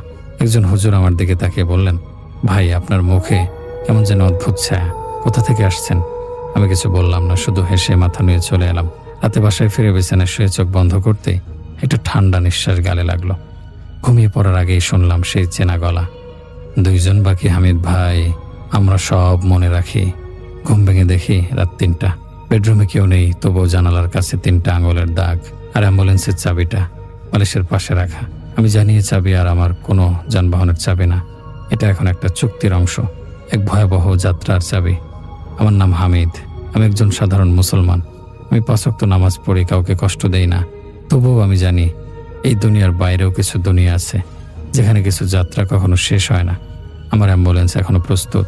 ইমরান ভাই, এই ছিল আমার ঘটনাটি। ভালো লাগলে অবশ্যই শেয়ার করবেন। প্রিয় শ্রোতা বন্ধুরা, ভালো লাগলে অবশ্যই শেয়ার করবেন। প্রিয় শ্রোতা বন্ধুরা, এই ছিল আজকের খুব চমৎকার কিছু লোমহর্ষক ঘটনা। আশা করি আপনাদের কাছে ভালো লেগেছে। তবে কার কাছে কোন ঘটনাটা বেশি ভালো লেগেছে তা অবশ্যই কমেন্টে জানাতে ভুলবেন না। আজকের জন্য এখানে বিদায় নিচ্ছি। যে ঘটনাটি এখন আপনাদের সামনে উপস্থাপন করতে যাচ্ছি, আশা করি এই ঘটনাটা শোনার পর আপনাদের মধ্যে প্যারানর্মাল বিষয়ে কাজ শেখার, বিশেষ করে ব্ল্যাক ম্যাজিক শেখার যদি কারো আগ্রহ থেকে থাকে, তাহলে সেই আগ্রহটা দূরীভূত হবে ইনশাল্লাহ। চলুন শুরু করি ঘটনাটি। এই ঘটনাটি আমাদেরকে জামালপুর থেকে পাঠিয়েছেন মোহাম্মদ মিজানুর রহমান ভাই। তো এই ঘটনাটি ঘটেছিল ওনার নানার সাথে। ওনার নানা কৈশোরকালীন সময় থেকেই প্যারানর্মাল বিষয়ে তার আগ্রহ ছিল অসীম, এবং কবিরাজ হওয়ার জন্য তার ব্যাপক আগ্রহ ছিল। ওই সময়ে, মানে ঘটনাটার অনেক আগের, উনি আসলে এক্সাক্ট সাল বলতে পারেননি, কিন্তু ওই সময়ে মানুষের মধ্যে কবিরাজদের প্রতি যে ভক্তি, শ্রদ্ধা যেগুলো ছিল, এবং কবিরাজদের যে প্রভাব মানুষের মনে ছিল, সেই বিষয়টি দেখে মূলত উনি কবিরাজ হওয়ার আগ্রহ পোষণ করছিলেন ছোটবেলা থেকেই। এবং কিভাবে কবিরাজি শেখা যায়, এই জিন ভূত তাড়ানো শেখা যায়, সেই বিষয়গুলো জানতে ওনার খুব আগ্রহ ছিল। আর কিভাবে জাদুটোনা শেখা যায়, এই বিষয়ের আগ্রহ ওনার ব্যাপক ছিল। আসলে কোনটা খারাপ কোনটা ভালো সেটা বোঝার মতো বয়স আসলে ওনার সেভাবে হয়নি। তো উনি খুঁজতে থাকেন কার কাছে শেখা যায়। এভাবে উনি খুঁজতে খুঁজতে ওনাদের জামালপুরের পাশে টাঙ্গাইলের মধুপুর শালবনের দিকে গারো উপজাতির কিছু লোক বসবাস করত, যেটা ওনার নানা বাড়ি থেকে খুব কাছে। তো সেখানে একজন কবিরাজ ছিল, সেই কবিরাজের সাথে তিনি দেখা করেন। তো কবিরাজের কাছে গিয়ে বলেন যে তিনি কবিরাজি শিখতে চান। অদ্ভুত ব্যাপার হলো কবিরাজ এক কথায় রাজি হয়ে যান। সাধারণভাবে কি ঘটে, সাধারণভাবে যদি কোনো মানুষ কবিরাজের কাছে গিয়ে কবিরাজি শিখতে চায় তখন বলে না তুমি পারবা না, এটা খুব কঠিন কাজ, তোমার বয়স হয় নাই, এইভাবে ইনিয়ে বিনিয়ে বিভিন্নভাবে এড়িয়ে যেতে চায়। কিন্তু ওই কবিরাজটি এই মিজান ভাইয়ের নানা যখন তাকে বলেছেন যে শিখতে চান, সে এক বাক্যে রাজি হয়ে যায় এবং তিনি বলেন যে তোমাকে আমি কবিরাজি শেখাবো, কোনো সমস্যা নেই, আমি যেটা বলবো তুমি সেটা করতে পারবা। তখন নানা বলেন যে হ্যাঁ পারবো। তখন বলে যে কাজ কিন্তু খুব কঠিন, কিন্তু তোমাকে কিন্তু কাজ করতেই হবে, মানে ব্যর্থ হয়ে ফেরত আসা যাবে না। তখন বলেন কাজটা কি? বলে যে আসছে পূর্ণিমা রাতে আমি তোমাকে একটা কবরের কাছে নিয়ে যাব, তুমি কিছু মন্ত্র আমি আমার কাছ থেকে শিখে নেবে, আমি তোমাকে শিখাই দেব, তুমি কবর খুঁড়ে কোনো কাজ না, শুধু একটা ধারালো অস্ত্র আমি দিয়ে দিব, সেটি দিয়ে সেই লাশের মাথাটা কেটে নিয়ে চলে আসবে, আর কিচ্ছু না, এটাই তোমার কাজ, তাহলে তুমি বিশাল তান্ত্রিক এবং কবিরাজ হতে পারবা। তখন মিজান ভাইয়ের নানা চিন্তা করছেন, আরে এটা আর এমন কি কাজ, এটা তো খুব সহজ কাজ, কবরই তো খুঁড়বো, কবরের মধ্যে নামবো, মাথাটা কেটে নিয়ে চলে আসবো, এই তো, এটা তো আমার এরকম কোনো কঠিন কাজ না। উনি বলেন হ্যাঁ ঠিক আছে, আমি রাজি। তো ওই কবিরাজ বলে দেন যে অমুক দিন তুমি দিনের বেলা আমার কাছে চলে আসবা, আর গভীর রাত্রে আমরা একটা জায়গায় যাব এবং কাজ সেরে চলে আসব। তো কবিরাজ যান, সাথে যান। কবিরাজ বলেন যে আমি তোমার সাথে থাকবো, এটা উনি বলেছিলেন, আমি তোমার সাথে থাকবো, তুমি কাজটা করবা। তো এই জন্যই মূলত উনি চিন্তা করেছিলেন আরে এ তো আর এমন কি কঠিন কাজ, সাথে তো কবিরাজ থাকবেই। তো নানাকে নিয়ে যখন একটা গ্রামের মধ্য দিয়ে, একদম শুনশান নীরবতা, ওই সময় তো বুঝতেই পারছেন যে ওদিকে বিদ্যুৎ ছিল না, মানে কোনো কিছু নাই, পূর্ণিমার রাত, অনেক দূর পর্যন্ত দেখা যাচ্ছিল, কিন্তু মানুষজনের কোনো চিহ্ন পর্যন্ত নেই, সবাই ঘুমিয়ে গেছে। আর ওই সময় একটা বাড়ি থেকে আর একটা বাড়ির দূরত্বও ছিল অনেক বেশি। তো একটা বাঁশঝাড়ের কাছে এসে কবিরাজ তখন মিজান ভাইয়ের নানাকে বলে যে আমি এই বাঁশঝাড়ের ভিতরে বসলাম, তুমি যাও, ওই যে দূরে যে কবরটা আছে ওইখানে একটা কবর আছে, কবরটা চারদিক থেকে ঘেরা ছিল বাঁশের বেড়া দিয়ে, তো উনি দেখিয়ে দেন ওইখানে একটা কবর আছে, ওইখান থেকে গিয়ে তুমি ওইটা নিয়ে আসো। তখন বলে কি কথা, আপনি আমার সাথে যাবেন না? তখন কবিরাজ বলে না আমি এখানেই থাকবো, তুমি যাও, আমি যদি তোমার সব কাজ করে দিই তো তুমি কবিরাজি আর কি শিখবা, এতটুকু সাহস তো রাখতে হবে। তখন বলে যে আপনি না আমার সাথে আসবেন বলেছিলেন। তখন উনি বলেন যে হ্যাঁ আসলাম তো, এই যে এখানে তো আমি আছি, ওইটুকু পথ তো তোমাকে একা যেতেই হবে, এতটুকু সাহসের পরিচয় না দিলে তুমি কবিরাজ হবা কিভাবে? তো নানা ভাবেন যে তাই তো, কবিরাজ তো ঠিক কথাই বলছেন, সব কাজ যদি মানে উনি আমার সাথে এসে করে দেন, শুধু একটা কাজ যদি আমি করি তাহলে আর আমি কবিরাজ হব কিভাবে? এতটুকু সাহসের পরিচয় তোমাকে দিতেই হবে। উনি বিষয়টা স্বাভাবিকভাবেই নেন। ওনাকে যে মন্ত্র শেখানো হয় সেই মন্ত্র মনে মনে জপতে জপতে চলে গেছেন সে কবরের কাছে। তো কবরের কাছে যাওয়ার পর কবরের চারদিকের বেড়া সরিয়ে দেন, কবর খুঁড়তে থাকেন। ওদিকে কবর খুঁড়ে কবরের উপরে যেই বাঁশ যেটা থাকে, বাঁশের একটা টুকরোগুলো আমরা যেগুলো দিয়ে দিই আর কি, তো ওগুলোও সরানো শেষ। চারদিকে কিন্তু কোনো ধরনের কোনো প্যারানর্মাল বিষয়ের কোনো উপস্থিতি নাই, একদম শুনশান নীরবতা, মানে একদম স্বাভাবিক আর কি।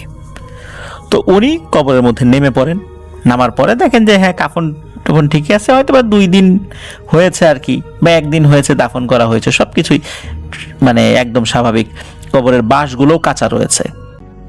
তো উনি নামার পরে অন্ধকারে একটা পুরুষের লাশ না মহিলার লাশ আসলে বুঝতে পারেন নাই, তো ওনার হাতে যে ধারালো যে অস্ত্রটা ছিল এটি দিয়ে উনি মাথা কাটতে যাবেন, হঠাৎ করে কে যেন বলে ওঠে, এই এটা করিস না, তুই একজন মুসলিম, এরকম অন্যায় কাজ তুই কিভাবে করিস?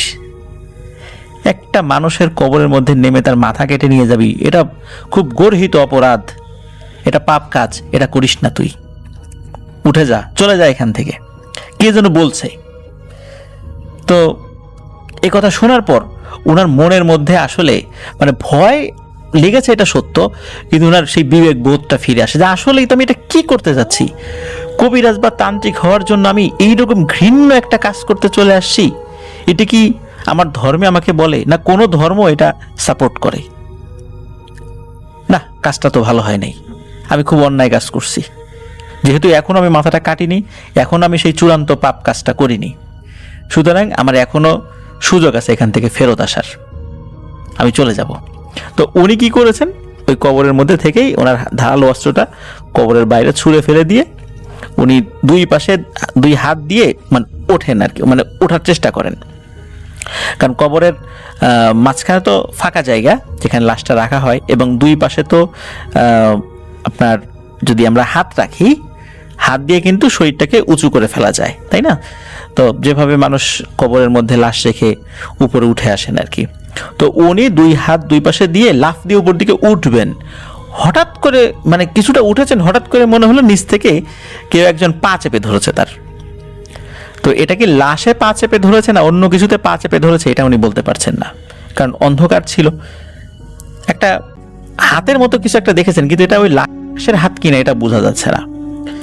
তো উনি ওখান থেকে ওঠার খুব চেষ্টা করছেন, আর যত চেষ্টা করেন ওই হাত তার পা চেপে ধরে, এক হাত দিয়ে ওনার একটা পা চেপে ধরেছেন, তো উনি উঠতে পারছেন না। তো উনি কবিরাজের শেখানো মন্ত্র উনি মানে আবারও পড়া শুরু করেন। এরপর দেখেন যে এবার এক হাত না, আর একটা হাত এসে ওনার আর একটা পা খপ করে ধরেছে, মানে ওই মন্ত্রে কোনো কাজ হচ্ছে না। শেষ পর্যন্ত উনি মন্ত্র পড়া বাদ দিয়ে দোয়া দুরুদ পড়া শুরু করেন। যখনই দোয়া দুরুদ পড়া শুরু করেছেন তখনই সব কিছু স্বাভাবিক হয়ে যায়। ওই হাত ওনার পা ছেড়ে দেয়, উনি ওখান থেকে উঠে পড়েন, এবং উঠে পড়ার পর উনি ওই দোয়া দুরুদ পড়তে পড়তে বাসারের দিকে যাচ্ছিলেন। আর তখন মনে হচ্ছিল যে 3-4 জন মিলে ওনার পিঠে কিল ঘুষি মারছে, এবং কিল ঘুষি মানে এমনভাবে মারছে যে কিল ঘুষির ধাক্কাই উনি চলে যাচ্ছে ওই বাসারের দিকে। মানে পেছন দিকে কেউ যদি ধাক্কা দেয়, লাথি দেয়, মানুষ সামনের দিকে এগিয়ে যায় না ধাক্কা খেয়ে, ওরকমটা হচ্ছে। উনি পেছন দিকে তাকানোর আর সাহস করছেন না, ওনাকে পেছন দিকে কিল ঘুষি অনবরত মেরেই যাচ্ছে, মনে হচ্ছে খুব শক্ত হাত দিয়ে ওনাকে কিল ঘুষি মারছে।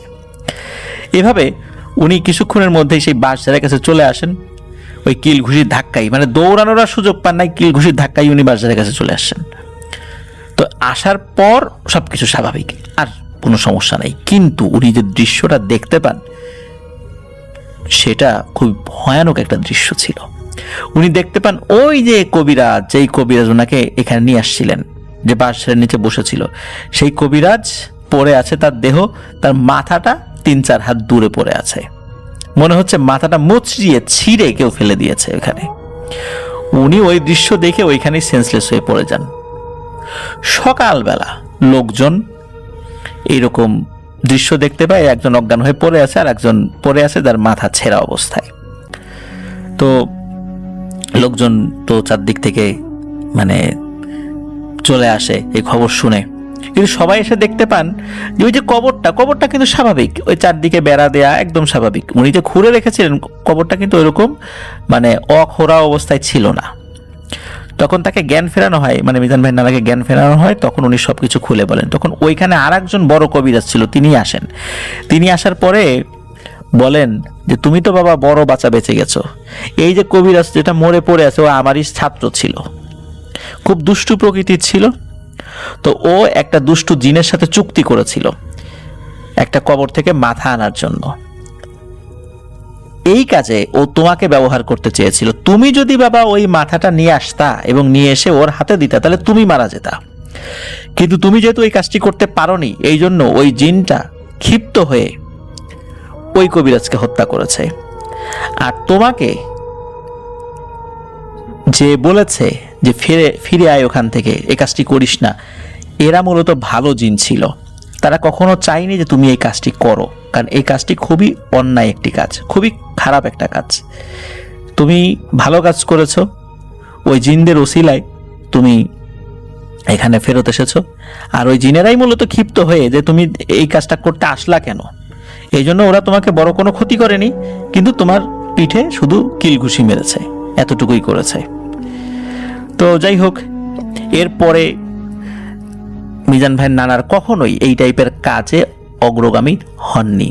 উনি বুঝতে পারেন যে আসলে কি ভুল কাজটি উনি করতে যাচ্ছিলেন, এবং আল্লাহ তাআলা ওনাকে এই জায়গা থেকে এমন একটা ভয়ঙ্কর সিচুয়েশন থেকে ফেরত এনেছেন। নিশ্চয়ই ওনার উপর ওনার মা বাবার দোয়া ছিল, ময়মুরব্বির দোয়া ছিল, নিশ্চয়ই অনেক টুকটাক অনেক কাজ না হলেও কোনো না কোনো এমন ভালো কাজ করেছেন যে ভালো কাজে আল্লাহ তাআলা ওনার উপর সন্তুষ্ট ছিলেন। তা না হলে যদি এই কাজে উনি সফল হতেন তাহলে ওনার মৃত্যু হতো, এবং ওনার মৃত্যুটা এমনভাবে হতো, খুবই ভয়ানকভাবে হতো, কারণ দুষ্টু জিন তাকে মেরে ফেলতো। আর যেহেতু একটা খুবই খারাপ একটা কাজ, যেটা ব্ল্যাক ম্যাজিকের সহযোগিতা করার জন্য উনি এই কাজটি করেছিলেন, তাহলে ওনার আমল নামায় কুফুরির গুনাহ হতো। আল্লাহ সুবহানাহু ওয়া তাআলা ওনাকে এই সমস্ত কাজ থেকে হেফাজত করেছেন, আলহামদুলিল্লাহ। তো উনি এখনো জীবিত আছেন। ওনার যে পা চেপে ধরা হয়েছিল সেই পায়ে নাকি এখনো আবছা আবছা দাগ রয়েছে, যেটা মিজান ভাই আমাদেরকে জানিয়েছেন। অসংখ্য ধন্যবাদ মিজান ভাই আপনাকে এই ঘটনাটির জন্য, মূলত যেটি আপনি আমাদের সাথে শেয়ার করেছেন। আপনার নানা যেই ঘটনাটির প্রত্যক্ষদর্শী ছিলেন। আমি আশা করব যারা এই কাজে আগ্রহী আছেন, যারা এই কাজ করতে চান, শিখতে চান, খবরদার এই ধরনের কাজ করাও যাবে না। নিজের যত প্রয়োজনই হোক কোনো তান্ত্রিক কবিরাজের কাছে যাওয়া যাবে না, এবং এই কবিরাজদেরকে কোনো বিষয়ে হেল্পও করা যাবে না। আমি চিন্তা করছি যে আমি তো করছি না, সে কবিরাজই তো করছে, কিন্তু আমি কবিরাজকে দিয়ে কোনো একটা কুফুরি কাজ করাচ্ছি, মানে আমারও ঈমান চলে গেছে, সেটা আমি নিজেও বুঝতে পারছি না। এই জন্য অনেকেই, প্রিয় লিসেনার্স, আপনারা অনেকেই আমাদেরকে আমাদের ইমেইলে বা অন্য যে কোনোভাবে হোয়াটসঅ্যাপে আমাদেরকে বলেন যে এই ধরনের সমস্যা রয়েছে, কোনো ভালো হুজুর আছে কিনা, ভালো কবিরাজ আছে কিনা এই সমস্যা, এই ব্ল্যাক ম্যাজিক থেকে বেঁচে যাওয়ার জন্য। প্রিয় লিসেনার্স, আমরা আমাদের ভিডিও ডিসক্রিপশনে না, আমাদের চ্যানেল ডিসক্রিপশনে বলা আছে যে আমরা শুধু হরর স্টোরি শেয়ার করি, কোনো প্যারানরমাল কোনো বিষয়ের সমস্যার সমাধান আমরা দেই না, বা এটা আমরা করিও না, এবং কারো কোনো ঠিকানা, কোনো অ্যাড্রেস এই জিনিসও আমরা দেই না। আমরা অনেক সময় আমাদের কথার মাধ্যম দিয়ে কোনো ব্যক্তিদের কথা বলি, তো সেই সমস্ত ব্যক্তিদের অধিকাংশই নাম পরিচয় গোপন করে রাখার শর্ত রয়েছে। নাম বললেও আমরা পরিচয় গোপন রাখি, পরিচয় বললেও তার অ্যাড্রেস গোপন রাখি, কিন্তু তাদের পূর্ণ ঠিকানা আমরা কখনোই দিতে পারবো না, এবং এটা দেয়া উচিত নয়। এবং আপনাদেরকে বলি এই টাইপের কোনো মেসেজ বা ইমেল না করার জন্য। আপনাদের আশেপাশে যারা ভালো হুজুর রয়েছেন তাদের মাধ্যম দিয়ে আপনারা রুকিয়া করাতে পারেন, শরিয়া সম্মতভাবে রুকিয়া করাতে পারেন, কিন্তু কোনো কবিরাজ বা তান্ত্রিকের কাছে যাওয়া যাবে না, কোনোভাবেই যাবে না। কারণ তাদের ট্রিটমেন্ট পদ্ধতির মধ্যে জাদু রয়েছে, কুফুরি রয়েছে 99% ব্যক্তির ক্ষেত্রে। 1% আমি বাদ রাখলাম, কিন্তু 99% ব্যক্তিদের মধ্যে তাদের চিকিৎসার মধ্যে কুফুরি রয়েছে, যার কারণে সেখানে গেলে ঈমান হারা হয়ে যেতে পারে। আমরা এই জন্য এই বিষয়ে সতর্ক থাকতে হবে। দুনিয়ার জীবন খুব ক্ষণিকের, খুবই ক্ষণিকের। কিছু সময় ভালো থাকার জন্য, শান্তিতে থাকার জন্য কুফুরির মতো, ব্ল্যাক ম্যাজিক করানোর মতো কঠিন গোনা আমরা আমাদের আমল নামায় নিতে চাই না। আমরা সকলে সতর্ক থাকবো ইনশাআল্লাহ। আল্লাহ আমাদেরকে হেফাজত করবেন। মনে রাখতে হবে, কেউ যদি কুফুরি কালাম করেও যদি আমাদের উপর কোনো ক্ষতি করার চেষ্টা করে না, এবং আমরা ক্ষতিগ্রস্ত হয়েও যাই, আমাদের চেষ্টা করতে হবে রুকিয়া করার জন্য, কিন্তু ভাগ্যকে মেনে নিতে হবে, কারণ আল্লাহর ইচ্ছা ছাড়া কিছু হয় না। আল্লাহ ইচ্ছা করেছেন বলেই ওই ব্যক্তি কুফুরি করেছে, এবং এটা আমাদের উপর সেটা তারা সফল হয়েছেন। আল্লাহ ইচ্ছা করেছেন, নাহলে আল্লাহর ইচ্ছা ছাড়া এটা হতো না। সুতরাং আল্লাহর ইচ্ছাকে মেনে নিতে হবে, কিন্তু সেই সাথে আমরা যদি বুঝতে পারি যে আমরা জাদুগ্রস্ত, সেটা ট্রিটমেন্টও মহান আল্লাহ সুবহানাহু ওয়া তাআলা কোরআনে বলে দিয়েছেন, রাসূলুল্লাহ সাল্লাল্লাহু আলাইহি ওয়াসাল্লাম হাদিসে বলে দিয়েছেন, সেই অনুযায়ী রুকিয়া করাতে হবে। এর বাইরে অন্য কোনো কিছু করা যাবে না। আমি খুবই অবাক হই, আপনাদের মধ্যে কেউ ইমেইল করে বলেন যে আমাদের পরিবারের উপর একটা ব্ল্যাক ম্যাজিক করা হয়েছে, আমরাও একজন তান্ত্রিকের সন্ধান চাই, আমরাও ব্ল্যাক ম্যাজিক করতেছি তাদের উপরে। এমন কোনো কবিরাজের সন্ধান আছে কিনা? আপনারা তো হরর স্টোরি বলেন, নিশ্চয়ই আপনাদের সাথে এরকম ভালো কবিরাজের পরিচয় আছে। আমি খুবই অবাক হই প্রিয় লিসেনার্স, যে এই ধরনের ইমেইল কেউ আমাদেরকে করেন, অনুরোধ করেন যে কোনো তান্ত্রিকের নাম্বার দিতে, যে তারা ব্ল্যাক ম্যাজিক করতে চাচ্ছেন তাদের আর এক আত্মীয়ের উপর, যেহেতু সেই আত্মীয় তাদের উপর করেছে। আমি আসলে এই ধরনের ইমেইলের জবাব দেই না, এবং দেই না বলতে আমার এগুলো দিতেও আমার খুব মানে কেমন যেন লাগে যে আসলে এই ধরনের ইমেলের জবাবও দেওয়া আসলে উচিত না। আমি নাও করি না যে আমি করতে পারবো না, এটাও বলি না। ইমেলের জবাব না দেওয়াটাই মানে ইগনোর করাটাই আমি মনে করি আমার সর্বোচ্চ লেভেলের মানে অসন্তুষ্টি। এটা হয়তো বা যারা আমাকে ইমেল করেছেন কেউ কেউ তারা নিশ্চয়ই বুঝতে পেরেছেন। এই জন্য প্রিয় লিসেনার্স, খবরদার কোনোভাবেই যত প্রয়োজনই হোক আমরা আল্লাহ সুবহানাহু ওয়া তাআলার কাছে চাইব, কিন্তু কোনো তান্ত্রিকের আশ্রয় নিব না। যদি আমরা ব্ল্যাক ম্যাজিক গ্রস্তও হই তবুও নয়। আশা করছি প্রিয় লিসেনার্স এই ঘটনাটির মাধ্যমে আমরা অনেক কিছু শিখতে পেরেছি। তিনি দুবাই থেকে আমাদেরকে ঘটনাটি পাঠিয়েছেন। তার গ্রামের একটা বর্ণনা তিনি দিয়েছেন। কুমিল্লার দেবিদ্দার রসুলপুর গ্রাম তার নাম, গ্রামের নাম, এবং প্রায় 200 বছর পুরানো একটা রাজপ্রাসাদ আছে যা 180 বছর পুরানো, এবং একটি 180 বছরের বেশি সময় ধরে একটা দিঘিও নাকি এখানে আছে। প্রায় 15 থেকে 16 জাতি মানুষের বসবাস এই গ্রামে। কামার ক্রুমার সবাই এই গ্রামে থাকে, আর মুসলমান তো আছেই। সেই দিঘির অনেক ঘটনা আছে, তিনি যদি সময় পান তাহলে লিখে পাঠাবেন। এটা 4-5 মাস আগের ঘটনা, তাই তার চাচাতো ভাইয়ের মেয়ের সাথে ঘটনা ঘটে এবং তিনি মারা যান সেই দিঘিতে ডুবে। তো এটার মূল ঘটনায় তিনি বলতে চান তার ফুফাতো বোন আর ফুফাতো বোনের জামাইয়ের একটি ঘটনা আছে, এবং ওই গ্রামের পাশে দুটো কবরস্থান আছে যা অনেক দিন আগের পুরাতন কবরস্থান। পুরাতন একটি জাতি এই লোক মানে এইখানে এখনো ব্যবহার করে আসছে এই কবরস্থানটি। এখানে নাকি অনেকে বলেন যে গাইনা বা সওদাগর আছে। তো এইখানে ওই এলাকায় আর কি, যাই হোক, তার ফুফাতো বোন তার বোনের হাজবেন্ডের ঘটনা তিনি ছদ্মনাম করে ব্যবহার করে ঘটনাটি শেয়ার করেছেন। তো তাদের বাড়িতে যে পুরনো কবরস্থানটা আছে তাদের বাড়িটা তো তার পাশাপাশি। তো রাতে জমিতে পানি দিতে হবে। তখন যখন ইরি ধানের সময় হয় জমিতে পানি দেওয়াটা একটা সিরিয়াল মোতাবেক সবাই পানি দেয় আর কি, কারো দিনের বেলা কারো রাতের বেলা। তো তার ফুফাতো বোন এবং ওই রাত 2টার দিকে তারা একটু 2টার দিকে এরকম একটা সময়ে নির্ধারিত সময় তারা ওই জমিতে পানি দিতে হবে, এবং ওই সময় তারা ঘুমিয়েছিল। পরে তারা জেগে তাড়াতাড়ি ঘুমিয়ে গেছিল এবং তারা জেগে ওই জায়গায় পানি দিতে হবে, এবং স্বামী স্ত্রী একসাথেই পরবর্তী সময় ওই জায়গাতে রওনা দেয় পানি উঠে ওই জায়গায় যেহেতু পানি দিতে হবে, সেচের পানি দিতে হবে। তো তার মনি আপু রাত প্রায় 12:30 দিকে জেগে শুনছে বাহির থেকে রহিম ভাই মানে ওনার হাজবেন্ড তাকে ডাকছে, এসো রাত হয়ে গেছে, তো রাত তো শেষ হয়ে জমিতে পানি দিতে হবে না। তো তার মনি আপু নাকি রাতে ঘুম ভাঙে কারো ডাক শুনে, এবং সে বুঝতে পারে তার হাজবেন্ড তাকে ডাকছে পানি দেওয়ার জন্য। তিনি সজাগ হয়ে কুপিটা জ্বালিয়ে তারা বাইরে যায়। তো বাইরে যেতে দেখে যে রহিম ভাই নাকি কাঁধে কোদাল নিয়ে বের হচ্ছে, এবং রহিম ভাইয়ের ওই তো যাই হোক মনি আপু কুপিটা নিয়ে পেছন হাঁটছে। কিন্তু যাওয়ার পর একটা পুকুরের পাশ দিয়ে জমিতে নামতে পারে। তো মনি আপু নাকি পেছন দিয়ে ডাকছে এবং আস্তে যাও বলে, আমিও সাথে যাই। পেছন তার হাজবেন্ড সামনে চলে গেছে, মনি আপু পেছন থেকে ডাকছে, এই আস্তে যাও, আমিও যাবো তোমার সাথে। তো জমির পাশ ধরে তার হাজবেন্ড ওই পুরনো কবরস্থানের দিকে হাঁটা শুরু করে, কিন্তু ওইটা জমির দিকে পড়ে না। তো মনি আপু ঘুমের তাড়নায় বুঝতে পারছে না আসলে, তাড়াতাড়ি করে রওনা দিয়ে গেছে, তো কোথায় যাচ্ছে। তো রহিম ভাই এমন সময় ঘুম থেকে উঠে দেখে তার পাশে তার মনি আপু নাই। সে মনে করেছে যে টয়লেটে গেছে। তাহলে মনি আপু কার সাথে যাচ্ছে? তো এটা তো ডাক দেওয়ার কথা। আর উনি চিন্তা করলেন যে কি ব্যাপার, মনি চলে গেল, তো আমাকে ডাক দেওয়ার কথা।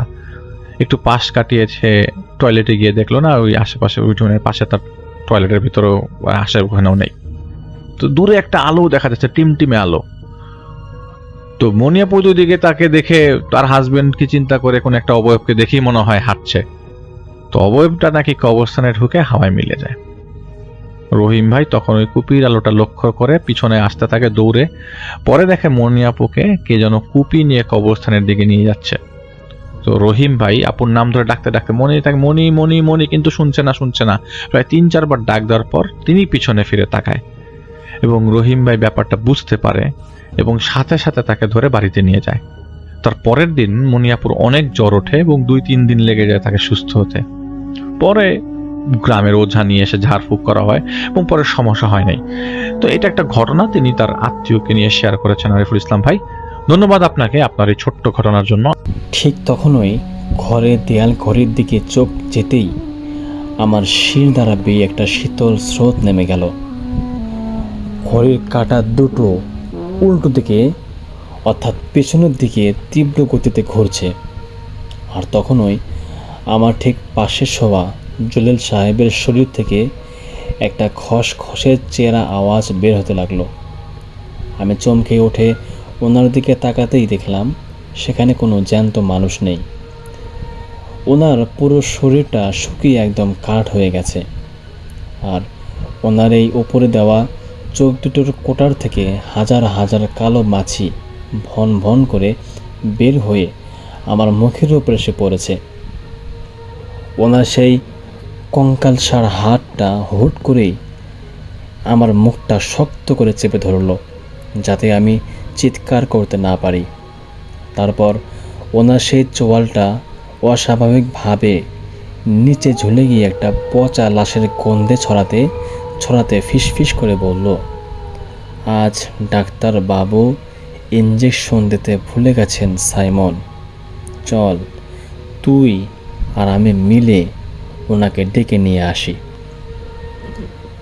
এই ঘটনা ঘটেছিল 2024 সালের আগস্ট মাসের শেষের দিকে। আমার নাম সাইমন ইসলাম। আমি পাবনার চটমোহর এলাকায় থাকি। তখন আমার মেজ খালু তীব্র লিভারের সমস্যায় ভুগছিলেন এবং ওনাকে পাবনা সদর হাসপাতালের 4 তলার ওয়ান স্টপ ক্রাইসিস ইউনিটের পাশের একটা 2 বেডের বিশেষ ক্যাবিনে ভর্তি করা হয়েছিল। সেদিন ছিল একটা গুমোট শনিবার। খালুর অবস্থা একটু স্থিতিশীল থাকায় আম্মু আর খালামনে বাসায় ফিরে গিয়েছিলেন। আর রাতে ওনার পাশে অ্যাটেন্ড হিসেবে থাকার দায়িত্ব পড়েছিল আমার ওপরে। ক্যাবিনে মাত্র 2টা বেড ছিল। একটা বেডে আমার খালু ঘুমাচ্ছিলেন আর অন্য একটা বেড ফাঁকা ছিল। কিন্তু রাত প্রায় 11টা 20 মিনিটের দিকে নার্স এসে ওই ফাঁকা বেডটায় আরেকজন রোগীকে শিফট করে দিয়ে গেলেন। ওনার নাম ছিল জলিল সাহেব। বয়স আনুমানিক 65 বছর হবে। ওনার মাথায় এবং চোখের ওপর ভারী সাদা ব্যান্ডেজ বাঁধা ছিল। ওনার সাথে কোনো আত্মীয় স্বজনও আসেনি। নার্স যাওয়ার সময় আমাকে ফিসফিস করে বলে গেলেন, উনি একটু সিরিয়াস পেশেন্ট, রাতে একটু খেয়াল রাখবেন। তো রাত 12টা পার হওয়ার পর পুরো হাসপাতাল চত্বর একদম নিঝুম হয়ে গেল। তখন বাইরে ঝুম বৃষ্টিও শুরু হয়েছে। আর জানালার কাচের গায়ে বৃষ্টির পানির আছড়ে পড়ার শব্দ এছাড়া আর কোনো আওয়াজ ছিল না।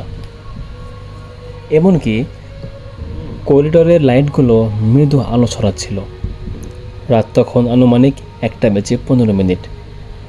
আমি একটা চেয়ারে বসে ফোন স্ক্রল করছিলাম। ঠিক তখনই আমার কেমন যেন একটা অস্বস্তি হতে লাগলো।